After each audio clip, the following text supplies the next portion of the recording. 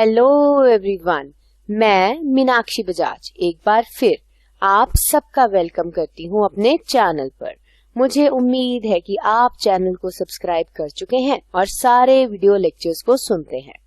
आपको मालूम ही है कि आजकल मैं आपको करवा रही हूँ बैंकिंग के टॉपिक्स। हम डिस्कस कर रहे हैं कि इलेक्ट्रॉनिकली पैसे ट्रांसफर किस किस माध्यम के द्वारा किए जा सकते हैं। हम आज डिस्कस करने वाले हैं पार्ट 2। पहले में हमने सीखा था कि आरटीजीएस क्या होती है और ये भी जाना था कि अगर आप स्वयं आरटीजीएस करना चाहते हैं तो क्या प्रोसेस फॉलो होगा। आज इसी टॉपिक को आगे बढ़ाते हुए हम जानेंगे कि नेफ्ट क्या होता है और इससे अगले पार्ट में जानेंगे कि अगर आप नेफ्ट करना चाहते हैं तो क्या तरीका आपने फॉलो करना है। तो चलिए स्टार्ट करते हैं आज के लेक्चर को। सबसे पहले मैं आपको बताती हूँ कि नेफ्ट की फुल फॉर्म क्या है। तो नेफ्ट की फुल फॉर्म है national electronic fund transfer system. ये एक ऐसा सिस्टम है जिसमें पैसा इलेक्ट्रॉनिक मीडियम के द्वारा रिजर्व बैंक ऑफ इंडिया की देख रेख में किया जाता है। अब यहाँ पर समझने की बात यह है कि नेफ्ट और आरटीजीएस में आखिर फर्क क्या है। तो जिन्होंने पिछला लेक्चर सुना उन्हें मैंने बताया कि RTGS transaction to transaction basis चलता है, पर नेफ्ट के केस में ऐसे नहीं होता। यहाँ पर जैसे ही कोई ट्रांजैक्शन रिसीव होती है तो उसको वेट करना पड़ता है, क्योंकि यहाँ पर प्रोसेसिंग होती है एक पर्टिकुलर समय पर। मतलब ट्रांजैक्शंस आती जाएंगी और इकट्ठी होती जाएंगी, और जब इकट्ठे होके उनका बैच मतलब उनका एक समूह या ग्रुप बन जाएगा तो उस ग्रुप को इकट्ठा प्रोसेस किया जाएगा। मतलब इसमें कुछ समय ज्यादा लगता है। अब जैसे कि मैंने आपको बताया कि बैचेस बनेंगे, इसका मतलब ये नहीं कि आपको बहुत लंबे समय तक वेट करनी पड़ेगी। बैचेस ऑपरेट होते रहते हैं, हर आधे घंटे बाद एक नया बैच बनता है और ये प्रोसेस पूरे दिन चलता रहता है। अब यहाँ पर मजे की बात ये है कि नेफ्ट के सिस्टम में भी आरबीआई ने कई सारी अमेंडमेंट्स की हैं। जैसे कि अब नेफ्ट की जो सुविधा है वह 24 घंटे अवेलेबल है। हफ्ते में 7 दिन आप नेफ्ट कर सकते हैं और साल के 365 दिन नेफ्ट की सुविधा ली जा सकती है। अब जैसे कि हमने जाना कि नेफ्ट कंटिन्यूसली अवेलेबल है, यहाँ पर एक बात जाननी बहुत ही आवश्यक है कि अगर आप नेफ्ट की ट्रांजैक्शन करते हैं बैंकिंग आवर्स के बाद तो ये करना मुमकिन है, क्योंकि यहाँ पर प्रोसेसिंग का जो तरीका आ जाता है वो ऑटोमेटेड तरीका आ जाता है, जिसे बोला जाता है एसटीपी मोड, यानी के स्ट्रेट थ्रू प्रोसेसिंग। तो जब भी कोई नेफ्ट की ट्रांजैक्शन बैंक्स बंद होने के बाद की जाएगी तो उसकी इनिशिएशन मतलब उसे चलाया जो जाएगा वो बैंक के द्वारा एसटीपी मोड के द्वारा चलाया जाएगा। यहाँ पर एक बात और बहुत जरूरी है कि क्या लिमिट है इन ट्रांजैक्शंस की। तो लिमिट बनाने का जो हक है वो रिजर्व बैंक ऑफ इंडिया के पास है, और रिजर्व बैंक ऑफ इंडिया ने किसी भी प्रकार की लिमिट इम्पोज यानी कि लागू नहीं की है। तो जितना चाहे मर्जी पैसा नेफ्ट के द्वारा ट्रांसफर किया जा सकता है। पर यहाँ एक पॉइंट और है, जो बैंक है जिस भी स्पेसिफिक बैंक के द्वारा आप नेफ्ट करना चाहते हैं उसका बोर्ड यानी उसके जो टॉप एग्जेक्टिव्स हैं वो चाहें तो लिमिट्स लागू कर सकते हैं। उन्हें रिस्क लगता है बहुत बड़ी अमाउंट्स को नेफ्ट के द्वारा करने में, तो इसी वजह से वह डिसीजन ले सकते हैं कि किस अमाउंट तक का पैसा वो नेफ्ट के द्वारा ट्रांसफर करेंगे। लिमिट के बारे में जानने के लिए हम 2 एग्जाम्पल्स डिस्कस कर लेते हैं। एग्जाम्पल्स मैंने यहाँ पर ली है 2 बहुत ही फेमस बैंक्स की।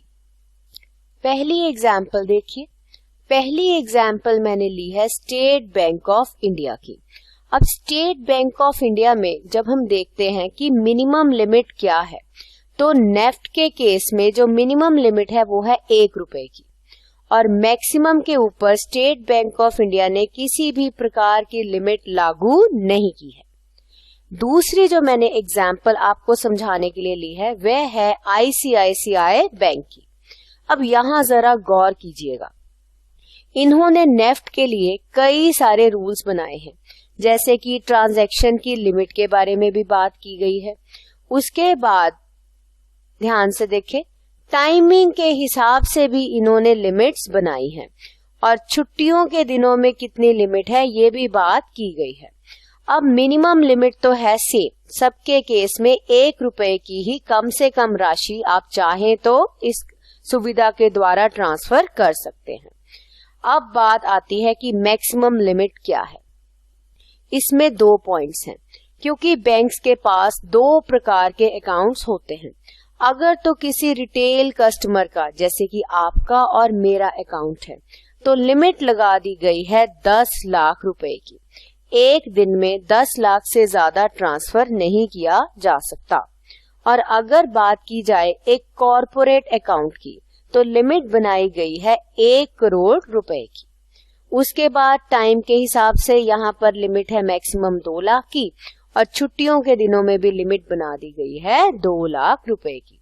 तो आप जिस भी बैंक से नेफ्ट करना चाहते हैं, आपको उस बैंक की साइट पे जाके देखना पड़ेगा कि क्या लिमिट इम्पोज की गई है। चलिए अब हम डिस्कस करते हैं कि कितना पैसा चार्ज किया जाएगा अगर आप इस सुविधा से अपना पैसा ट्रांसफर करना चाहते हैं। तो यहाँ पर ध्यान दीजिए, अगर आपकी ट्रांजैक्शन है एक इनवर्ट ट्रांजैक्शन, यानी पैसा आपके अकाउंट में जमा हो रहा है, तो ये वाली ट्रांजैक्शन तो आपके लिए है बिल्कुल फ्री। किसी भी प्रकार का पैसा आपसे चार्ज नहीं किया जाएगा। इसके बाद बारी आ जाती है आउटवर्ड ट्रांजैक्शन की। आउटवर्ड ट्रांजैक्शन का मतलब होता है कि जब आपके पैसे अकाउंट में से जाने हैं, तो नेफ्ट के केस में जो चार्जेस पड़ते हैं वह चार्जेस पड़ते हैं ट्रांजैक्शन की अमाउंट के हिसाब से। मतलब अगर तो ट्रांजैक्शन है हद से हद 10,000 रुपए की, तो चार्ज पड़ेगा 2.5 रुपए, इससे ज्यादा नहीं। उसके बाद अगर ट्रांजैक्शन है 10,000 से ज्यादा की बट 1 लाख तक की, तो यहाँ पर जो चार्जेस हैं वो 5 रुपए तक के पड़ते हैं। उसके बाद ट्रांजैक्शन का अमाउंट और बड़ा भी हो सकता है, 1 लाख से ज्यादा पर 2 लाख से कम। इस केस में जो चार्जेस होंगे वह होंगे 15 रुपए। उसके बाद जो ट्रांजैक्शंस 2 लाख से ज्यादा की होंगी उसके ऊपर चार्जेस 25 रुपए हद से हद पड़ेंगे। अब यहाँ एक पॉइंट का गौर कीजिएगा, हर बैंक इससे कम पैसे तो चार्ज कर सकता है बट इससे ज्यादा नहीं। अब हम जान लेते हैं कि ये प्रोसेस किस प्रकार से चलता है। तो इस प्रोसेस के टोटल 5 स्टेप्स हैं। पहले स्टेप की बात की जाए तो पहले स्टेप के अंदर जो रिक्वेस्ट है उसे स्टार्ट किया जाता है। मान लीजिए आप पैसे ट्रांसफर करना चाहते हैं, तो आप एक रिक्वेस्ट को स्टार्ट करेंगे। रिक्वेस्ट को स्टार्ट करने के 2 माध्यम हैं। आप चाहें तो बैंक जाकर, यानी कि ऑफलाइन मोड से भी ये काम कर सकते हैं। अगर आप बैंक नहीं जाना चाहते तो आप अपने मोबाइल से या नेट बैंकिंग से इस प्रोसेस को कर सकते हैं। वह प्रोसेस कैसे किया जाता है ये हम नेक्स्ट वीडियो लेक्चर में सीख लेंगे, ताकि लाइफ में आपको कभी भी नेफ्ट करने में किसी प्रकार की प्रॉब्लम ना आए। उसके बाद बारी आ जाती है कि किस प्रकार से मैसेज जो है इस रिक्वेस्ट का पूलिंग सेंटर को भेजा जाता है। स्टेप 2 के अंदर जब एक बार आपने अपने बैंक को ये बोल दिया कि मैं पैसे ट्रांसफर करना चाहता हूँ, तो जो आपका बैंक है यानी कि ओरिजिनेटिंग बैंक जिसे वह रिक्वेस्ट मिली है, वह एक मैसेज तैयार करेगा और इस मैसेज को भेज देगा पूलिंग सेंटर को। अब जो पूलिंग सेंटर है उसे बोला जाता है नेफ्ट सर्विस सेंटर। अब जब ये सारी की सारी ट्रांजैक्शंस आगे जाती हैं, जैसे मैंने आपको बताया कि बैचेस में ही इसकी प्रोसेसिंग होती है, तो ये काम किया जाता है नेफ्ट क्लियरिंग सेंटर के अंदर। ये एक नोडल यानी कि एक मुख्य डिपार्टमेंट है। जिसको हर दिन कई सारी रिक्वेस्ट मिलती हैं और वह इन सब की प्रोसेसिंग करता है।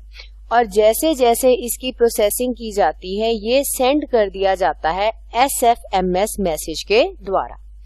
यही वह सेंटर है जहां पर सारे अकाउंट्स का बैंक के हिसाब से डेबिट और क्रेडिट बैलेंस किया जाता है। इसके अंदर पार्टिसिपेटिंग बैंक्स के नाम ऑलरेडी लिखे होते हैं। कौन कौन से इंस्टीट्यूशंस ऐसे हैं जिनको ये सुविधा देने का अधिकार है, जिनके द्वारा ये सारे काम किए जा सकते हैं। सिर्फ वही बैंक नेफ्ट क्लियरिंग सेंटर की सुविधा ले सकते हैं। जैसे कि आपको मालूम है कि इंडिया का जो सेंट्रल बैंक है वह है रिजर्व बैंक ऑफ इंडिया। तो इसी कारण से जो नेशनल क्लियरिंग सेल है वह रिजर्व बैंक ऑफ इंडिया के अंदर ही आता है। और नारिमन पॉइंट जो कि मुंबई में है वहां पर इसका ऑफिस है। तो जितनी भी नेफ्ट की क्लियरिंग होती है वह सारी की सारी यहीं पर की जाती है। तो इस प्रकार से हमने जाना कि जैसे ही जो मैसेज है वह नेफ्ट क्लियरिंग सेंटर को जाता है उसके बैचेस बनने शुरू हो जाते हैं। अब बैचेस कैसे बनते हैं वह है स्टेप 4 में, यानी कि सॉर्टिंग। तो पूलिंग सेंटर ने फॉरवर्ड कर दिया मैसेज। फॉरवर्ड किसको करा? नेफ्ट क्लियरिंग सेंटर को। नेफ्ट क्लियरिंग सेंटर जो कि रिजर्व बैंक ऑफ इंडिया के द्वारा ऑपरेट किया जाता है और यही वह सेंटर है जो ये डिसाइड करता है कि कौन से नेक्स्ट बैच में ये ट्रांजैक्शन प्रोसेस होगी। पिछले वीडियो लेक्चर में हमने डिटेल में जाना था कि बेनिफिशियरी क्या होता है, तो उसका हमें यहाँ पर भी काफी उपयोग करना पड़ेगा। जैसे कि देखिए कि जैसे ही जो क्लियरिंग सेंटर है उसने सॉर्ट करे हैं फंड्स, ये जितनी भी सॉर्टिंग है ये बेनिफिशियरी बैंक वाइज ही होगी।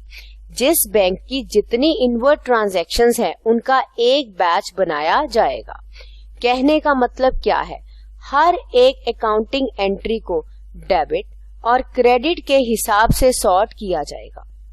जैसे कि स्लाइड में देखिए, जहां पर तो रिसीव होने हैं फंड्स वो जाएंगे डेबिट की कैटेगरी में, और जहां जहां से पैसे जाने हैं यानी ट्रांसफर होने हैं बेनिफिशियरी को वह किए जाएंगे क्रेडिट।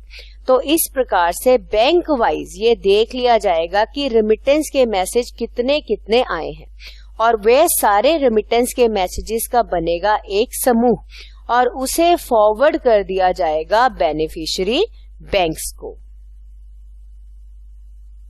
तो ये थे 4 स्टेप्स।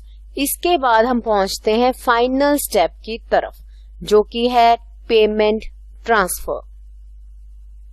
अब यहाँ पर reserve bank of India involve है। अब जैसे ही सॉर्टिंग हो गई, बैचेस बन गए और पैसा जितना है वो बैंक वाइज रेमिटेंस के हिसाब से एक गुट में एक समूह में चला गया, तो जिस भी बेनिफिशियरी बैंक को जितना पैसा जाना है उस बेनिफिशियरी बैंक को रिसीव होगा। क्या रिसीव होगा? एक इनवर्ड रेमिटेंस मैसेज। उसे बता दिया जाएगा कि आज के दिन में आपको क्या पैसा ट्रांसफर हो रहा है। और आपको मैंने स्टार्टिंग में ही बताया था कि बैचेस आधे आधे घंटे के बाद बनते हैं।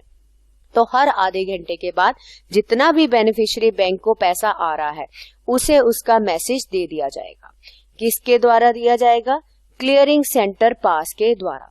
और इसी तरीके से जिस भी बेनिफिशियरी कस्टमर के अकाउंट में वह पैसा जाना है बैंक की जिम्मेवारी होगी उसके अकाउंट में वह पैसा ट्रांसफर कर देना। तो इसके साथ ही हमने 5 स्टेप्स के बारे में जाना कि किस प्रकार से नेफ्ट की प्रोसेसिंग होती है।